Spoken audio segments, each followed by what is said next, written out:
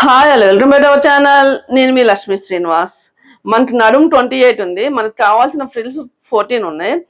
అయితే మనం అప్పుడు మన దగ్గర ఉన్న క్లాత్ ప్రకారం 1:5 ఫార్ములా ఉపయోగించాలా, 1:3 ఫార్ములా ఉపయోగించాలా అనేసి ఆలోచించుకోవాలి. బాక్స్ ఫ్రిల్స్ కోసం కంప్లీట్ ఫార్ములా ఉంటుంది.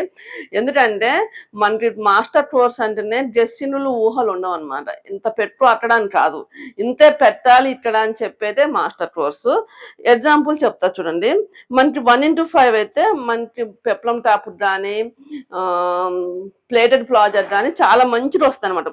మనకి బాక్స్ ఫిల్స్ పెప్లం టాప్ లో కానీ ప్లేటెడ్ లో కానీ యూనిఫామ్ స్కర్ట్ లో కానీ చాలా నీట్ గా ఉంటాయి.